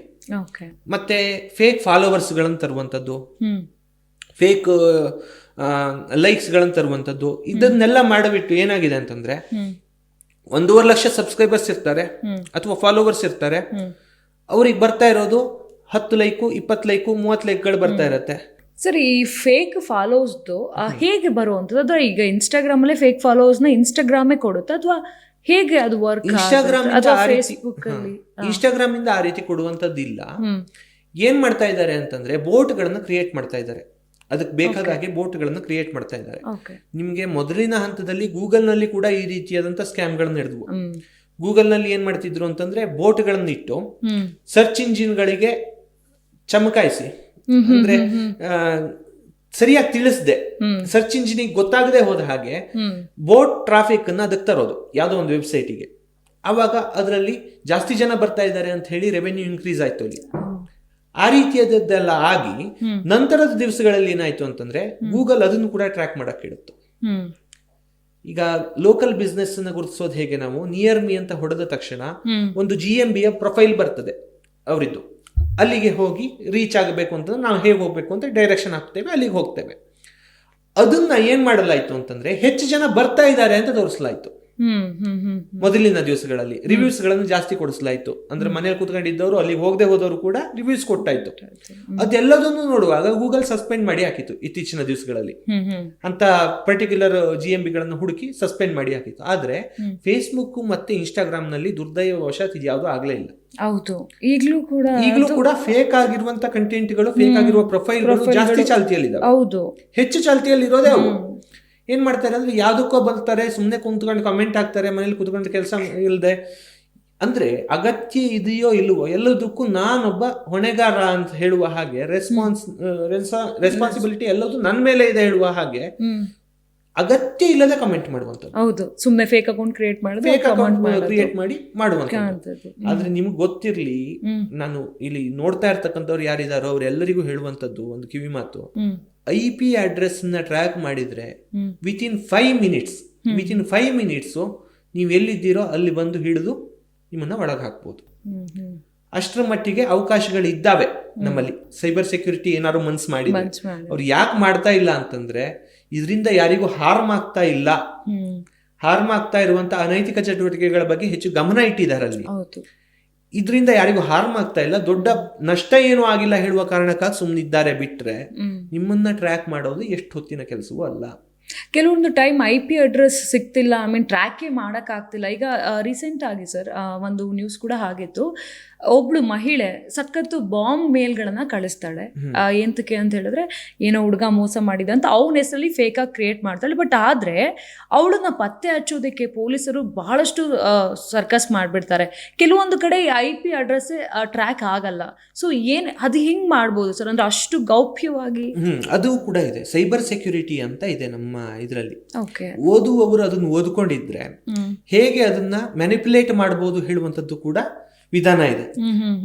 ಅದು ಹೇಗೆ ಅಂತಂದ್ರೆ VPN ಗಳ ಮುಖಾಂತರ ಅದನ್ನ ಒಂದು ಕ್ಷಣಕ್ಕೆ ಇಲ್ಲಿ ಕುತ್ಕೊಂಡು ನೋಡ್ತಾ ಇದ್ದ ಹಾಗೆ ಕಾಣುತ್ತೆ, ಇನ್ನೊಂದು ಕ್ಷಣಕ್ಕೆ ಇನ್ನೊಂದು ಕಡೆಗೆ ತೋರಿಸುತ್ತೆ ಅವರ IP ಅಡ್ರೆಸ್. ಅಂದ್ರೆ ಇನ್ನೊಂದು ಜಾಗದಲ್ಲಿ ನೀವು ಕೆಲವು ಮೂವಿಗಳಲ್ಲೆಲ್ಲ ನೋಡಿರ್ಬೋದು, ಬಹುಶಃ ಕೀ ಅಂತ ಒಂದು ಮೂವಿ ಬಂತು, KEE ಕೀ ಅಂತ ಮೂವಿ. ಇದು ಮೇನ್ ಆಗಿ ಸೈಬರ್ ಸೆಕ್ಯೂರಿಟಿ ಮೇಲೆ ಡಿಪೆಂಡ್ ಆಗಿ ಮಾಡಿರ್ತಕ್ಕಂಥ ಒಂದು ಫಿಲ್ಮ್. ಬಹಳ ಅದ್ಭುತವಾಗಿದೆ. ಇವತ್ತಿನ ಸೋಷಿಯಲ್ ಮೀಡಿಯಾದಲ್ಲಿ ಇರುವವರೆಲ್ಲ ನೋಡಬಹುದಾದಂತ ಒಂದು ಸಿನಿಮಾ. ಅಂತ ಸಿನಿಮಾದಲ್ಲಿ ಅವರು ತೋರಿಸಿದ್ರು ಅದನ್ನ ಹೇಗೆ ಅದನ್ನ ಮ್ಯಾನಿಪುಲೇಟ್ ಮಾಡ್ತಾರೆ ಹೇಳುವಂತದ್ದೆಲ್ಲ. VPN ಅಂತ ಕರಿತೇವೆ, ವರ್ಚುವಲ್ ಪ್ರೈವೇಟ್ ನೆಟ್ವರ್ಕ್ ಅಂತ. ಅದನ್ನ ಆಗಾಗ ಚೇಂಜ್ ಮಾಡೋದ್ರ ಮುಖಾಂತರ ಬೇರೆ ಬೇರೆ ಕಡೆಗೆ ಅವರು ಇರುವ ಹಾಗೆ ತೋರಿಸಬಹುದು. ಅದಕ್ಕೆ ಒಂದ್ ಸ್ವಲ್ಪ ಪೇಡ್ ಸರ್ವಿಸ್ ಗಳೆಲ್ಲ ಬರ್ತದೆ.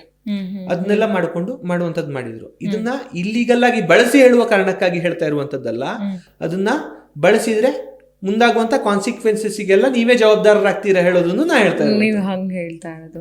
ಸೊ ಈ ಎಷ್ಟೇ ಒಂದು ಸೈಬರ್ ಸೆಕ್ಯೂರಿಟಿ ಜಾಸ್ತಿ ಆಗ್ತಾ ಇದ್ರು ಕೂಡ ಫೇಕ್ ಅಕೌಂಟ್ಸು ಈ ರೀತಿ ಫೇಕ್ ಅದು ಬರ್ತಾನೆ ಇದೆ ಅಲ್ಲ ಸರ್? ಒಂದ್ ರೀತಿಯಾಗಿ ಅಂದ್ರೆ ನೀವು ಹೇಳ್ದಾಗೆ ಸೋಷಿಯಲ್ ಮೀಡಿಯಾ ಪಾಸಿಟಿವ್ ಹೌದು, ನೆಗೆಟಿವ್ ಹೌದು. ನಾವು ಹೇಗೆ ಯೂಸ್ ಮಾಡ್ತೀವಿ ಅನ್ನೋದು ಡಿಪೆಂಡ್ ಆಗತ್ತೆ. ಸೊ ಇನ್ನು ಪರ್ಟಿಕ್ಯುಲರ್ ಆಗಿ ಯೂಟ್ಯೂಬಲ್ಲಿ ಹೇಗೆಲ್ಲ ಒಂದು ಪ್ರಾಫಿಟ್ ರೆವಿನ್ಯೂನ ತಗೊಬೋದು, ಮತ್ತು ಈ ತರದ ಮಾಡಿದ್ರೆ ನಿಮ್ಗೆ ಬೇಗ ರೆವಿನ್ಯೂ ಬರುತ್ತೆ, ಅದಕ್ಕೆಲ್ಲ ಏನ್ ಮಾಡ್ಬೋದು ಅಂತ ಏನಾದ್ರು ಇನ್ಫಾರ್ಮೇಶನ್ ಕೊಡ್ತಾರೆ? ಕರೆಕ್ಟ್ ಆದ ಟೈಟಲ್, ಡಿಸ್ಕ್ರಿಪ್ಷನ್ ಮತ್ತು ಅದರಲ್ಲಿ ಹಾಕ್ತಕ್ಕಂಥ ಟ್ಯಾಗ್ಗಳು, ಹ್ಯಾಶ್ ಟ್ಯಾಗ್ಗಳು, ಅಂದ್ರೆ ಮೇಲಿಂದ ಮೇಲೆ ನಾನು ಹೇಳ್ತಾ ಇರುವಂತದ್ದು, ಇನ್ನು ಬಹಳಷ್ಟು ಕೀ ಫ್ಯಾಕ್ಟರ್ಗಳಿದಾವೆ ಅದರಲ್ಲಿ. ಹಾಕ್ತಕ್ಕಂಥ ತಮ್ನೇಲು, ಇದಿಷ್ಟನ್ನ ಕರೆಕ್ಟ್ ಆಗಿ ಮ್ಯಾಚ್ ಮಾಡಿದ್ದೆ ಹೋದಾದ್ರೆ ನಿಮ್ಗೆ ನಿಧಾನವಾಗಿ ಗ್ರಾಜುವಲ್ ಆಗಿ ಇನ್ಕ್ರೀಸ್ ಆಗುತ್ತೆ. ಒಂದೇ ದಿವಸಕ್ಕೆ ಖಂಡಿತವಾಗಿಯೂ ನಾನು 10 ದಿವಸಕ್ಕೆ ನಾನು ಇಷ್ಟು ಕಂಟೆಂಟ್ ಮಾಡಿಬಿಡ್ತೇನೆ, ಅದರಿಂದ ನನಗೆ ವೃದ್ಧಿ ಆಗತ್ತೆ, ಇಲ್ಲ. ಇನ್ನೊಂದು ಏನು ಅಂತಂದ್ರೆ ಲಾಂಗ್ ವಿಡಿಯೋಸ್, ಆದಷ್ಟು ಲಾಂಗ್ ವಿಡಿಯೋಸ್ ಮಾಡ್ತಾ ಬಂದ ಹಾಗೆ ಅದರಲ್ಲಿ ಹೆಚ್ಚು ಅಥಾರಿಟಿ ಬಿಲ್ಡ್ ಆಗ್ತಾ ಹೋಗುತ್ತೆ. ಆ ಯೂಟ್ಯೂಬಿನ ಅಥಾರಿಟಿ ಬಿಲ್ಡ್ ಆಗ್ತಾ ಹೋಗುತ್ತೆ. ನೀವು ಶಾರ್ಟ್ ವಿಡಿಯೋಸ್ ಮಾಡಬಹುದು, ಮಿನಿಮಮ್ 10 ಮಿನಿಟ್ಸ್ ಇರ್ಲಿ. ಮಿನಿಮಮ್ 10 ಮಿನಿಟ್ಸ್ ಇದೆ ಅಂತಂದ್ರೆ ಅದಕ್ಕೆ ಹೆಚ್ಚು ಅಥಾರಿಟಿ ಇರುತ್ತೆ, ಅವಾಗ ಜಾಸ್ತಿ ರ್ಯಾಂಕ್ ಆಗ್ತಾ ಇರುತ್ತೆ ಅದು. ಜಾಸ್ತಿ ನೀವು ಅಂತ ವಿಡಿಯೋಗಳನ್ನು ಮಾಡ್ತಾ ಮಾಡ್ತಾ ಬಂದ ಹಾಗೆ ಅದರಲ್ಲಿ ಒಂದು ಬ್ಯಾಕಪ್ ಬಿಲ್ಡ್ ಆಗ್ತಾ ಇರುತ್ತೆ. ಅದ್ರ ಮುಖಾಂತರ ನಿಮ್ಮ ಚಾನಲ್ ಮೇಲೆ ಬರ್ತಾ ಇರತ್ತೆ, ಅದ್ರ ಮೂಲಕ ನೀವು ಹಣ ಮಾಡಬಹುದು. ಆ ರೀತಿಯಾಗಿ ಮಾಡಬಹುದು. ಅಲ್ಲಿ ಮಾನಿಟೈಸ್ ಅಂತ ಬರುತ್ತೆ. ಮಾನಿಟೈಸ್ ಮಾಡುವಾಗ ಸುಮಾರು ಫ್ಯಾಕ್ಟರ್ಗಳಿದಾವೆ. ಅದೆಲ್ಲ ಫ್ಯಾಕ್ಟರ್ಸ್ ಗಳು ಆಗುವಾಗ ಮಾನಿಟೈಸ್ ಆಪ್ಷನ್ ಬರುತ್ತೆ. ಅದನ್ನ ತಗೊಂಡ ನಂತರ ಹಣವನ್ನ ಗಳಿಸ್ಲಿಕ್ಕೆ ಆರಂಭ ಮಾಡಬಹುದು. ಅದು ಡಿಪೆಂಡ್ಸ್, ಅದರ ಅಥಾರಿಟಿ ಎಷ್ಟಿದೆ ಹೇಳೋದ್ರ ಮೇಲೆ, ಅವರ ಸಬ್ಸ್ಕ್ರೈಬರ್ಸು, ಲೈಕ್ಸು, ಕಮೆಂಟ್ಸು, ಇದೆಲ್ಲದ್ರ ಮೇಲೂ ಡಿಪೆಂಡ್ ಆಗಿರುವಂತದ್ದು. ಅದ್ರ ಮೇಲೆ ಹಣ ಬರ್ತದೆ. ಸೊ ಆ ರೀತಿಯಾಗಿ ಮಾಡ್ಕೊಂಡು ಹೋಗ್ಬೋದು. ಸರ್, ಇನ್ನು ಹ್ಯಾಡ್ಸ್ ಬಗ್ಗೆ ನಾನು ಕೇಳಲೇಬೇಕು. ಹ್ಯಾಡ್ಸ್ ಬಗ್ಗೆ ಲೈಕ್ ಇವಾಗ ಅಂದರೆ ಹ್ಯಾಡ್ಸ್ ಏನಾದರೂ ಇವಾಗ ನಾವು ವೆಬ್ಸೈಟಿಗೆ ಕೊಡಬೇಕು ಅಂತ ಹೇಳಿದ್ರೆ, ಅಥವಾ ಅವ್ರ ವೆಬ್ಸೈಟಿಗೆ ಹಾಕ್ತಾರೆ ಅಂತ ಹೇಳಿದ್ರೆ, ಯಾವುದ್ರಲ್ಲಿ ಬೇಗ ರೀಚ್ ಆಗ್ತಾ ಇದೆ ಸರ್? ಅಂದರೆ ಈ ಹ್ಯಾಡ್ಸ್ಗಳು ವೆಬ್ಸೈಟ್ ಅಲ್ಲ, ಸೋಷಿಯಲ್ ಮೀಡಿಯಾದಲ್ಲ, ಇನ್ಸ್ಟಾ, ಯೂಟ್ಯೂಬ್, ಸೊ ಈ ರೀತಿಯಾಗಿ ಯಾವುದ್ರಲ್ಲಿ ಬೇಗ ರೀಚ್ ಆಗುತ್ತೆ ಹ್ಯಾಡ್ಸ್ಗಳು? ನಾವು ಗಮನಿಸ್ಕೊಂಡ್ರೆ ಮುಖ್ಯವಾಗಿ ಇರ್ತಕ್ಕಂಥದ್ದು ಒಂದಷ್ಟು ಪ್ಲಾಟ್ಫಾರ್ಮ್ಗಳು. ಈಗ ಗೂಗಲ್ ಆಗಿರ್ಬೋದು, ಫೇಸ್ಬುಕ್ ಆಗಿರ್ಬೋದು, ಇನ್ಸ್ಟಾಗ್ರಾಮ್ ಆಗಿರ್ಬೋದು, ಯೂಟ್ಯೂಬ್. ಈ ಗೂಗಲ್ ಆ್ಯಡ್ಸ್ನಲ್ಲೇ ಯೂಟ್ಯೂಬ್ ಬರುವಂಥದ್ದು. ಗೂಗಲಲ್ಲಿ ಏನು ಆ್ಯಡ್ ರನ್ ಮಾಡ್ತೇವಲ್ಲ ಅದರಲ್ಲೇ ಯೂಟ್ಯೂಬ್ ಆ್ಯಡನ್ನು ರನ್ ಮಾಡ್ತಕ್ಕಂಥದ್ದು. ಹಾಗೆ ಇನ್ಸ್ಟಾಗ್ರಾಮು ಮತ್ತು ಫೇಸ್ಬುಕ್ಕಿನ ಆ್ಯಡ್ಸ್ಗಳೇನಿದಾವೋ ಅದೆರಡು ಮೆಟಾ ಅನ್ನುವಂಥ ಪ್ಲಾಟ್ಫಾರ್ಮಲ್ಲಿ ರನ್ ಆಗ್ತಾ ಇರುವಂಥದ್ದು. ಅದು ವಾಟ್ಸಪ್ಪನ್ನು ಸೇರಿಸಿ ಅದಷ್ಟು ಪ್ಲಾಟ್ಫಾರ್ಮ್ಗಳು ಇರ್ತಕ್ಕಂಥದ್ದು ಎರಡೇ ಜನರ ಕೈಯಲ್ಲಿ. ಈಗ ಒಂದು ಗೂಗಲ್ಲು, ಇನ್ನೊಂದು ಮೆಟಾ. ಇದು ಎರಡರ ಮುಖಾಂತರ ನಡೀತಾ ಇರ್ತಕ್ಕಂಥದ್ದು. ಹೇಗೆ ಅಂತ ಕೇಳಿದರೆ, ಒಂದು ಬಿಸ್ನೆಸ್ಸು, ನೀವು ಸಾಮಾನ್ಯ ಒಬ್ಬ ಪ್ಲಂಬರು ಇವತ್ತು ತಿಂಗಳಿಗೆ 90,000 ರೂಪಾಯಿ ಅಡ್ವರ್ಟೈಸ್ಮೆಂಟ್ ರನ್ ಮಾಡ್ತಾ ಇದ್ದಾರೆ. ಅದು ನಮ್ಮ ಕಂಪ್ನಿಯಲ್ಲಿ ನಾನು ನೋಡ್ತಾ ಇದ್ದೆ. ಸಾಧಾರಣ ಅಂತಂದ್ರೆ ಅದನ್ನ ವೃತ್ತಿ ಸಾಧಾರಣ ಅಂತಲ್ಲ ನಾ ಹೇಳ್ತಾ ಇರುವಂತದ್ದು, ಬಟ್ ಆ ವೃತ್ತಿಗೆ ಕೂಡ ಅಷ್ಟು ಅಡ್ವರ್ಟೈಸ್ಮೆಂಟ್ ಅನ್ನ ರನ್ ಮಾಡಬೇಕು ಹೇಳುವಂತ ಯೋಚನೆ ಜನರ ಮನಸ್ಸಿನಲ್ಲಿ ಬಂದಿದೆ ಅಂತಂದ್ರೆ ನೀವು ಆಲೋಚಿಸಿ ಎಷ್ಟರ ಮಟ್ಟಿಗೆ ಡಿಜಿಟಲ್ ಮಾರ್ಕೆಟಿಂಗ್ ಪ್ರಭಾವ ಬೀರಿದೆ ಅಂತ. ಅಂದ್ರೆ 90,000 ರೂಪಾಯಿ ಅವ್ನು ಇನ್ವೆಸ್ಟ್ ಮಾಡ್ತಾ ಇದ್ದಾನೆ ಅಲ್ಲಿ ಅಂತಂದ್ರೆ ಅದಕ್ಕಿಂತ ಡಬಲ್ ಅಂತೂ ಅವ್ನು ತೆಗಿಲೇಬೇಕು. ಹೌದು, ಅದಕ್ಕಿಂತ ಡಬಲ್ ತೆಗೆದ ಹೋದ್ರೆ ಅವ್ನು ಯಾಕೆ 90,000 ರೂಪಾಯಿ ಅಲ್ಲಿ ಖರ್ಚು ಲಾಸ್ ಮಾಡ್ಕೊಂತ? ಅದನ್ನ ಮಾಡ್ಲಿಕ್ಕೆ ಸಾಧ್ಯವೇ ಇಲ್ಲ. ಅಟ್ಲೀಸ್ಟ್ 90,000 ಅಂತ ಬರ್ತಾ ಇದೆ ಅವನಿಗೆ. ನಾನು ಹೇಳಿದ್ದು ಒಂದು ಆ ಬ್ರ್ಯಾಂಡಿನ ಹೆಸರು ಹೇಳೋದಿಲ್ಲ ನಾನಿಲ್ಲಿ. ಒಂದು ಉಪ್ಪಿನಕಾಯಿ ಬ್ರ್ಯಾಂಡ್ 10,000 ರೂಪಾಯಿ ತಿಂಗಳಿಗೆ ಅಡ್ವರ್ಟೈಸ್ಮೆಂಟ್ ರನ್ ಮಾಡ್ತಾ ಇದ್ದಾರೆ ನಮ್ಮ ಕಂಪನಿಯಲ್ಲೇ. 60,000 ರೂಪಾಯಿ ರಿಟರ್ನ್ಸ್ ತೆಗಿತಾ ಇದ್ದಾರೆ ತಿಂಗಳಿಗೆ. 60,000 ರೂಪಾಯಿ ಸೇಲ್ಸ್ ಆಗ್ತಾ ಇದೆ, 50,000 ರೂಪಾಯಿ ಲಾಭ ಆಗ್ತಾ ಇದೆಯಾ ಅವನಿಗೆ? ಹೌದು. ಅವ್ನು ಬೇರೆ ಯಾರು ಜನರನ್ನ ಇಟ್ಕೊಳ್ಬೇಕಾದ ಅವಶ್ಯಕತೆ ಇಲ್ಲ. ಅದಕ್ಕೆ ಈಗ ಮನೆಗೆ ಹೋಗಿ ಉಪ್ಪಿನಕಾಯಿ ಕೊಟ್ಟು ಬರುವಂತ ಪರಿಸ್ಥಿತಿ ಇಲ್ಲ. ಮನೆಗಳಿಗೆ ತಲುಪ್ತಾ ಇದೆ. ಯಾರು ಉಪ್ಪಿನಕಾಯಿಗಾಗಿ ಸರ್ಚ್ ಮಾಡ್ತಾ ಇದ್ದಾರೋ ಅವರಿಗೆ ಹೋಗ್ತಾ ಇದೆ ಅದು. ನಾವು ಉಪ್ಪಿನಕಾಯಿ ಬೇಡದೆ ಹೋದವರಿಗೆ ಅದನ್ನ ತೋರಿಸ್ತಾ ಇಲ್ಲ, ಬೇಕಾಗಿರುವವರಿಗೆ ಅದನ್ನ ತೋರಿಸ್ತಾ ಇದ್ದೇವೆ. ಅದಕ್ಕೆ ಫೇಸ್ಬುಕ್, ಇನ್ಸ್ಟಾಗ್ರಾಮು, ಗೂಗಲ್ ಆಡ್ಸ್ ಸಹಾಯ ಮಾಡ್ತಾ ಇದೆ ಅಂತ. ಮುಖ್ಯವಾಗಿ ನಿಮ್ಗೆ ಇಂಟೀರಿಯರ್ ಡಿಸೈನ್ ಕಂಪನಿ ಇಂಥದ್ದೆಲ್ಲದಕ್ಕೂ ಮಾಡುವಾಗ ನಾವು ಗೂಗಲ್ ಆಡ್ಸ್ ನ ಹೆಚ್ಚು ಪ್ರಿಫರ್ ಮಾಡ್ತೇವೆ. ಅದೇ ಸೋಷಿಯಲ್ ಮೀಡಿಯಾಗಳಲ್ಲಿ ನಿಮ್ಗೆ ಗೊತ್ತಿರತ್ತೆ, ಯಾರಿಗಾರು ಹಲ್ಲು ನೋವು ಬಂದಾವಾಗ ಅವನೇನ್ ಮಾಡ್ತಾನೆ ಅಂತಂದ್ರೆ ಡೆಂಟಲ್ ಸರ್ಜನ್ಸ್ ನಿಯರ್ ಮೀ ಅಂತ ಹೊಡಿತಾನೆ. ಅದು ಗೂಗಲ್ ಅಲ್ಲಿ ಹೊಡಿತಾನೆ, ಫೇಸ್ಬುಕ್ ಅಲ್ಲಿ ಹೊಡಿಯಲ್ಲ. ಅವನಿಗೆ ಗೊತ್ತಿದೆ ಅದು ಸರ್ಚ್ ಇಂಜಿನ್ ಅಲ್ಲ ಅಂತ.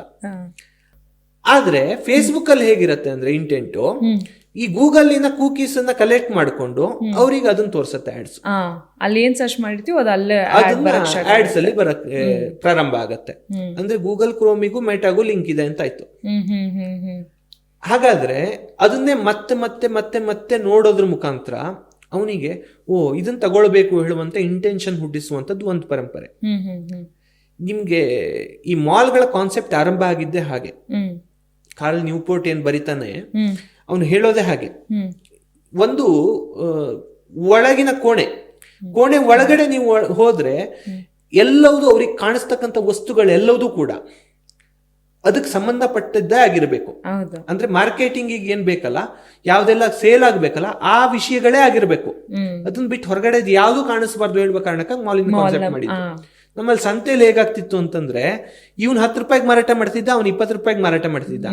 ನಮ್ಗೆ ಏನ್ ಕಾಣಿಸ್ತಿತ್ತು, 20 ರೂಪಾಯಿಗೆ ಮಾರಾಟ ಮಾಡುವವನು 10 ರೂಪಾಯಿ ಕೊಡ್ತಾ ಇದ್ದಾನಲ್ಲ ಅಂತ ಕಾಣಿಸಿ 10 ರೂಪಾಯಿ ಕಡೆಗೆ ಹೋಗ್ತಿದ್ವಿ. ಆದ್ರೆ ಇಲ್ಲಿ ಹಾಗಾಗೋದೇ ಇಲ್ಲ. ಯಾವ ಕಾರಣಕ್ಕೂ ಒಳಗ್ ಬಂದ್ಮೇಲೆ ಅದ್ ಎಷ್ಟೇ ದುಡ್ಡಿರ್ಲಿ ಕೊಟ್ಟು ತೆಗೆದುಕೊಂಡು ಬರ್ತೇವೆ. ಯಾಕೆಂದ್ರೆ ಬೇರೆ ಯಾವ್ದು ಕಾಣಿಸ್ತಾ ಇಲ್ಲ ನಮ್ಗೆ. ಅದೇ ತಗೋಬೇಕು. ಜೋ ದಿಕ್ತಾ ಹೇ ಓ ಬಿಕ್ತಾ ಹೇ. ಸತ್ಯ. ಸೊ ಸರ್, ಭಾಳಷ್ಟು ವಿಚಾರಗಳನ್ನ ಹೇಳ್ಕೊಟ್ರಿ.